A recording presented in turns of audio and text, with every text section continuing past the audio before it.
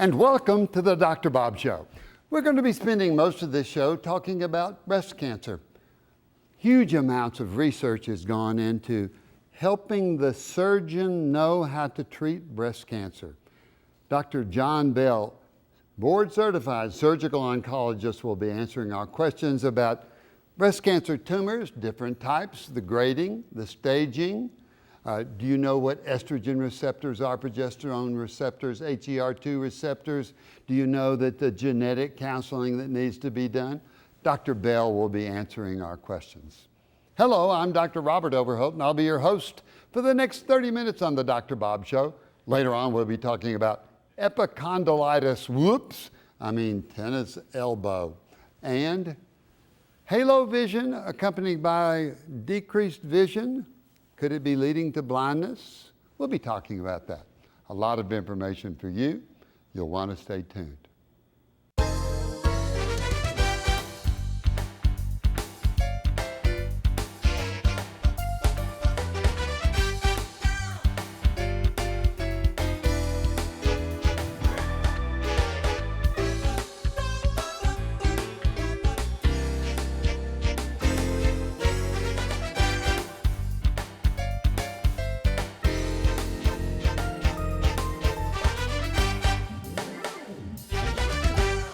We're talking with Dr. John Bell, board-certified surgical oncologist, and we're going to be discussing advances in the treatment of breast cancer. John, what does surgical oncologist mean? It means that I did general surgical training, and then I went on and did a fellowship in oncology training, surgical oncology training. That's cancer training? Cancer surgery. Yes. And so my training was everything from the esophagus all the way through the GI tract, extremities, and then my life kind of evolved into where I spend most of my time taking care of breast cancer patients. Tell me about breast cancer. What are some of the facts that people need to know as far as the epidemiology, the frequency, the number of people that die? Well, breast cancer is the number one incident cancer for women in this country. Roughly 250,000 cases estimated in 2014. It's the number two leading cause of death, unfortunately, even with all the progress, and we'll get into that, among women, around 140,000 deaths or so on an annual basis.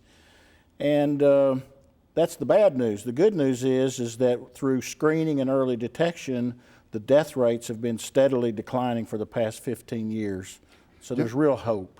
And that's such a great thing that people know that if they find breast cancer early, you've got a reasonably 98% chance of having a good 5-year survival. Are there different types of breast cancer? Absolutely. Dr. Bob, when I talk to women about their breast cancer, I try to get them like a tangible explanation. And I tell them to either think of their breast like a lump of grapes or a tree. And so you've got a large stem, it goes to a smaller stem, and a smaller stem, and you get to a grape. Or you've got a big trunk, and it goes to a big branch, smaller, and you get to a leaf. Well, the breast has what we call ducts. Those are like the stems and the branches and the twigs. And we have the lobules, which are the milk-making factory part of the breast, and that's like the leaves or the grapes. Which one of those is most common? Ductal, far and away. The ductal cancer. Can you find that sometimes early? What's the word in situ mean? In situ cancer means it has not invaded out into the surrounding breast tissues. And even in with the word invasive, it doesn't mean it spreads all over your body. It just means that it's moved beyond the site where it began in those ducts. How's the diagnosis of breast cancer made?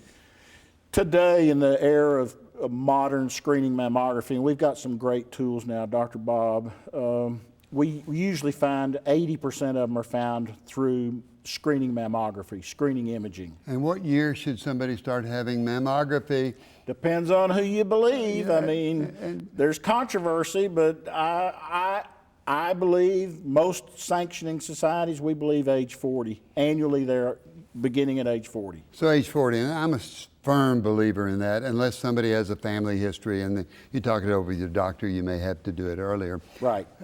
If you start at 40, and you find a lump in the breast and you suspect breast cancer, how do you verify the diagnosis? almost everybody today, Dr. Bob, can have their diagnosis made before they have to go to an operating room. They don't have to go to surgery to have a diagnosis. We generally do what is called an image-guided biopsy. So we'll use an ultrasound, or we'll use a mammogram, or we'll use an MRI, or something to localize it. It's kind of like lining up the crosshairs on a rifle scope, and you find it and you numb up the skin with a patient awake in an imaging center, and you put a needle of some sort in there and take a piece of tissue out and look at it under the microscope. So when you get to the microscope and they say, yes, you've got breast cancer, and when they look at that cancer, do they say, boy, it looks like a bad one or a good one, or what do you do at that time? How is it graded, and then what do you do as far as a sentinel node? Okay, so what we do is, first differentiation is it ductal or lobular? Is it invasive or is it non-invasive? What does invasive and non-invasive mean? Again, if it comes out of its site of origin, out of the duct or out of the lobule, it's invasive. That'd be a bad sign. It would be a sign that it has moved beyond where it started. It's not necessarily a bad sign. Good. Because small invasive cancers that have good other features, which I think we're going to talk about, they do great. Those patients do very, very well. So ductal lobular, invasive, non-invasive, and then we look on the cell surface. And here I talk to people about antennas sticking up out of the cell surface. And there's three really important ones, Dr. Bob. There's estrogen receptors, there's progesterone receptors, and there's a growth protein receptor called a HER2 protein. Now, those are antennas that pop out of the cancer cell. Itself. Three different kinds. What do they tell you, John? They help us make recommendations about what other treatments, in addition to surgery, we might recommend to a patient. And it also helps the medical oncologist decide about chemotherapy versus anti-estrogen pill medication. So it helps us. It also gives us some insight into the aggressiveness of the cancer as well. So there's lots of information that we get from knowing about the receptors, and that's important to help us decide the treatment sequence sometimes, the aggressiveness, the duration. There's lots of factors that go into that equation. If somebody has an estrogen receptor versus progesterone versus HER2, HER2, which is the worst of those three, most likely, generally? We think that the presence of the HER2 receptor is indicates a little more aggressive cancer. Yet, we now have targeted medicine that can focus just on that HER2 receptor. The so-called Herceptin is the medication that treats those Herceptin positives, those HER2 positive cells. So that's a recent advancement that guides you toward how to treatment it. So if somebody has the worst kind, it may not be the worst kind. You've got medicine. How about personalized medicine? Hey, how about targeted therapy? So how about the estrogen receptor sites? The estrogen receptor sites allow us to treat people with anti-estrogen medications. And there's a couple of different types of those, but it'll either block that receptor, block that antenna, or it'll actually result in a situation where your body will not even produce estrogen, so there's no estrogen to go and stimulate that receptor. And the progesterone receptor, basically the same thing? Pretty much the same thing, but no yet medications to target the progesterone receptor. But we know that certain combinations of plus or plus minus tell us more about the aggressiveness or lack thereof of those cancers. So in the old days, you didn't have that. It was much more difficult to know what kind of treatment to do. Now we can sort of guide it. Oh, absolutely. In the old days, everybody got chemotherapy, and everybody got chemotherapy against everything. It's like throwing the kitchen sink at it, because we didn't know about some of these receptors, and we didn't have targeted therapies, and so we had a couple of medications, and we gave them to people, and some people responded, and some people didn't. Now, if somebody has breast cancer on one side, what are the chances of their having it on the other side? Great question, Dr. Bob. There's so many factors that go into that. Family history, age at the first diagnosis, type of breast cancer, life expectancy. I mean, there's lots of factors. But if you want a general number, it could increase your risk to almost twice of the, quote, asymptomatic general population. So it's real. These receptor sites that we were talking about, these three antennas, do they sort of help guide you to know what might do, or it may be more genetics? Well, we haven't gotten into the genetic part of it yet, but if these people do have these receptors and we treat them with these anti-estrogen medications, we can then use those medications to reduce their risk of future breast cancers in remaining breast tissue. You were talking about genetic markers. Will that help you also? It does. And that's what we're going to be talking about when we come back. What are genetic markers and what do they mean? And how do we approach surgically a breast cancer tumor? A lot of information for you.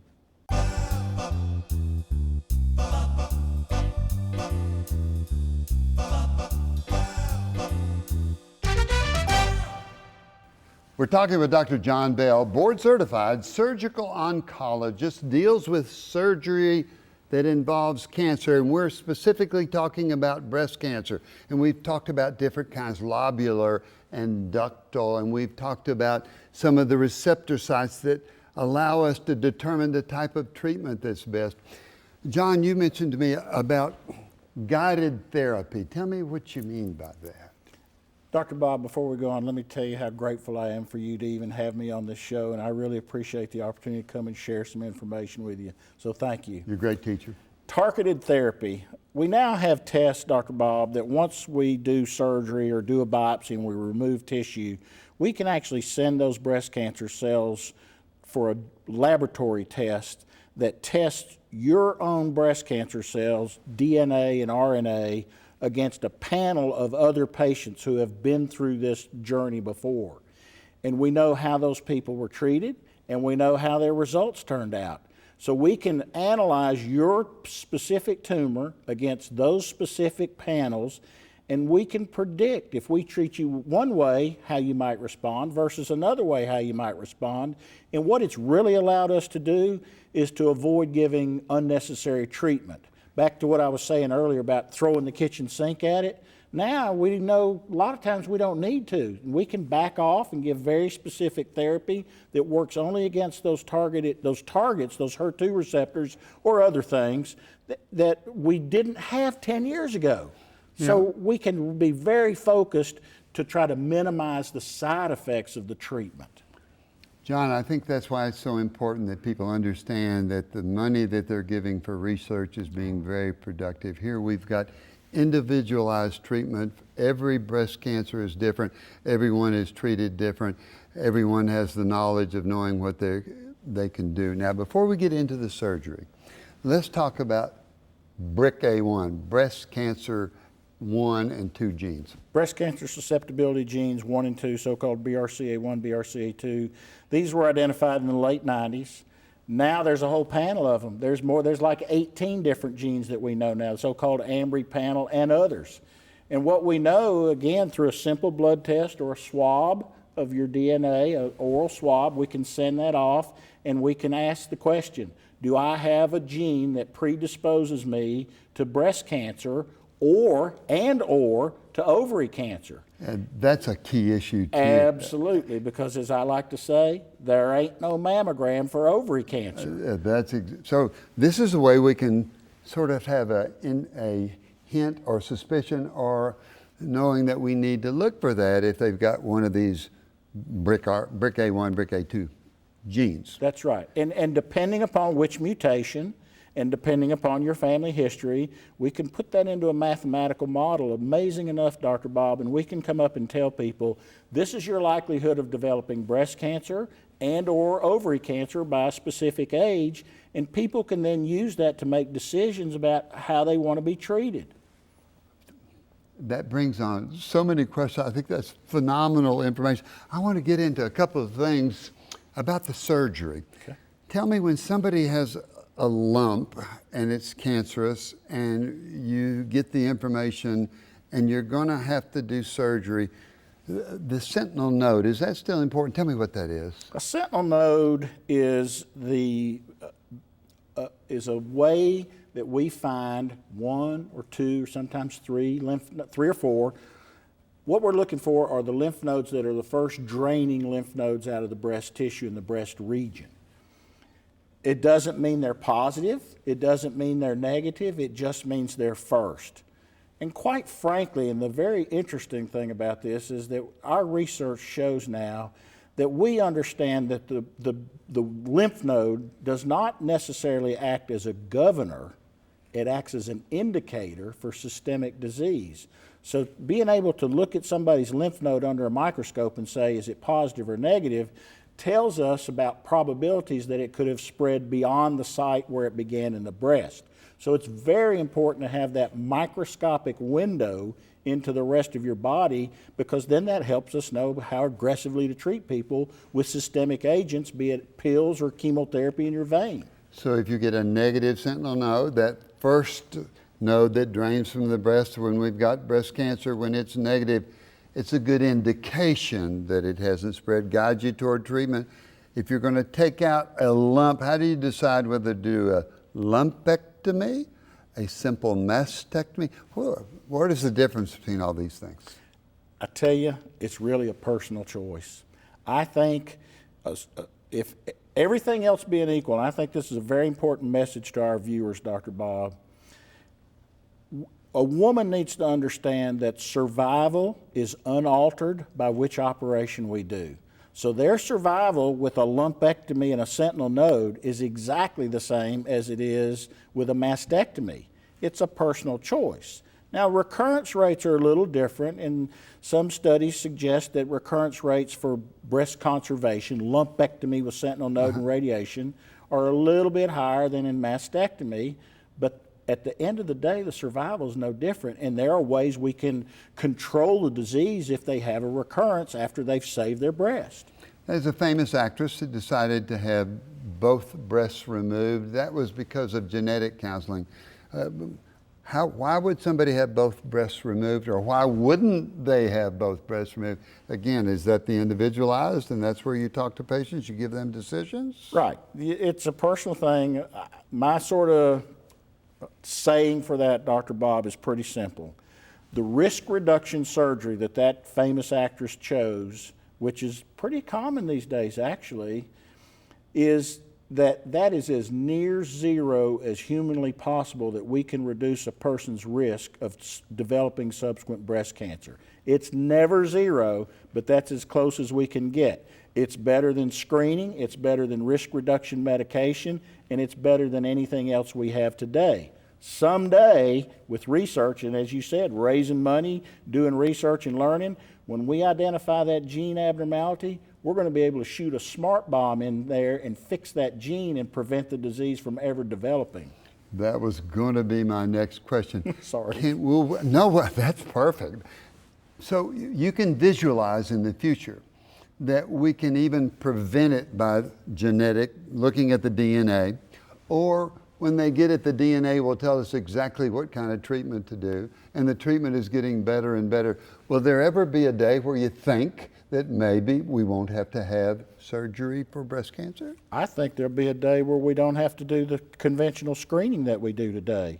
I think there'll be a day where you can go into the doctor and you can either have a tube of blood or a swab drawn, and they're going to tell you before you can see it on any kind of imaging that you've got the disease or that you're predisposed to the disease. I believe that day will be here, maybe not in my life, but hopefully in my children's life. John Bell, you give me a very exciting vision of the future for breast cancer. You're a great teacher, a wonderful surgeon, do a great job if surgery is needed, but guiding the patient toward what is best for them. Thank you for coming to the Dr. Bob Show. Thank you for the opportunity. I'm grateful. Wasn't that fantastic? Now you're going to want to stay tuned. We're going to be talking about epicondylitis, or tennis elbow, and halo vision at nighttime. Not seeing is good. Something serious? We'll talk about it. You'll want to stay tuned. Breast cancer is every woman's fear. We always wonder if that lump in our breast, or the cystic part of the breast, that little lump that we feel, we wonder if that's breast cancer. You know, men get breast cancer also. And so men, if they get a knot in their breast, they should also be sure that they see their doctor. 2,000 men will develop breast cancer every year. about 150,000 new cases of breast cancer. 20 to 25,000 women will die each year of breast cancer. So what do we do? Well, the best thing is get your mammogram. Start them at age 40. So at age 40, get your mammogram. Talk to your OB/GYN doctor about how frequent it should be after that. If any close relative has had breast cancer, or if there is some genetic counseling that says you should have your mammogram early, or discuss that with a genetic counselor, then be sure that you do that. So pay attention to your family history. It'll tell us what to do. Pay attention to your breast. Talk to your doctor about that. You know, if you have that lump in your breast, mammogram will tell what's going on, and then we may need ultrasound or an MRI or a guided needle biopsy. The breast doctors are so good at diagnosing that. And when we diagnose early, that's right, 99% chance of 5-year survival. So pay attention to your breast. Be sure you get your mammograms and be sure that you stay healthy. I want to thank Dr. John Bell. Wonderful discussion on breast cancer. There's getting to be more and more hope for everybody. And now for questions from you, the viewer, that I think will be important to your health. Dr. Bob, I have tennis elbow and I've never played tennis. What's the problem? Well, with tennis elbow, what happens, it's an epicondylitis. The elbow is called the epicondyle part of the bone of the elbow. There are tendons that come into that. If those tendons get little micro tears on them, it causes pain. It hurts us when we shake somebody's hand. It hurts us when we lift something. A couple of things that we can do about it. It's going to get better on its own, but it may take 6 months, or it may take 8 months, or even a year.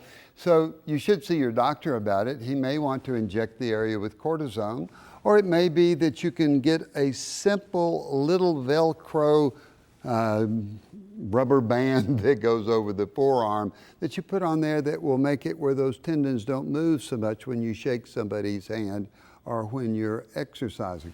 If you're playing tennis, you need to stop. If you're doing activity that works on that elbow, it will tell you you need to stop. You need to give it rest. You can use some ibuprofen for working on the pain. But if it doesn't go away after about a week or two with rest, with a little band, with ibuprofen, see your doctor. He'll guide you toward the rest of the treatment. Surgery, rarely needed. Question number 2. Dr. Bob, I'm getting halo vision and my vision is not as good as it used to be. What should I do? Well, anytime you've got eye symptoms that include decreased vision, you need to see your eye doctor. You need to see your eye doctor once a year. You've only got 2 eyes. Be sure that you see your eye doctor on a yearly basis. The eye doctor, when he looks at your eyes and he dilates the eyes, he can look back and he can maybe find other illnesses. He can find diabetes, he can find hypertension, he can find sarcoid, he can find other problems in the back of the eye, the other diseases. He can also look at your retina and he can tell what's going on with the retina. He can diagnose age-related macular degeneration. That's where one little small portion of the eye that looks out, that gives us our central vision, begins to have changes. And he'll talk to you about vitamins and talk to you about treatment that maybe can prevent you from getting age-related macular degeneration. There's even one type that they can use some treatment to get it to go away. Not the dry kind, but the wet kind. And your doctor will tell you about that. Halo vision frequently occurs when somebody is getting cataracts. Cataracts is the lens of the eye. When we look, we go through the cornea, through the lens, that sends what we're looking at back to the retina where vision will actually occur. If that lens becomes cloudy, and eventually it's going to do that with everybody with age, sunlight exposure at an early age may cause cataracts. Cortisone treatment may cause cataracts, but eventually everybody is most likely going to have cataracts if they reach the age of 70 or a little bit over. The eye doctor can look at the lens, he can tell if it's cloudy, he can tell you if that's what's causing your problem. And while he's there, he can look for other problems. There's a part of the eye called the uvea. Uveitis can cause usually redness that surrounds the colored part of the eye, but halo vision and blurred vision and usually pain. So see your eye doctor. If he replaces the lens, it's a procedure that's done so eloquently, I'll say. I don't like to say easy because nothing is easy, but cataract surgery, you can see again, the colors will be more vivid, they'll be more accurate. I've actually had cataract surgery, and in this eye I have a reading lens that was inserted, and in this eye I have a lens that can allow me to see out. So I can look without glasses with the lenses that the doctors placed in my eyes. So know that you can do the same thing. And now that's all the time that we have for this show. I hope you've enjoyed it as much as I have. Remember, it's that exercise that's the most important thing you can do. Exercise reduces stress, reduces blood pressure, helps you keep your weight down. And you have to do it every day. Don't worry about how aggressive. No pain, no gain is true. But if you just get out every day, you'll find that you'll feel better, you'll feel happier, and you'll be more productive. 8 hours of sleep.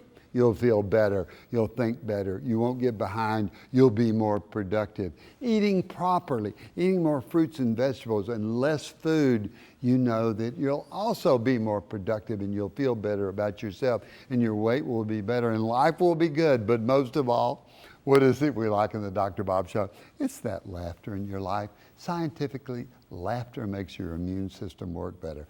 But you know it makes you happier, it makes you feel better, the people around you are happier, you'll be just having a better life. So giggle a lot, stay healthy.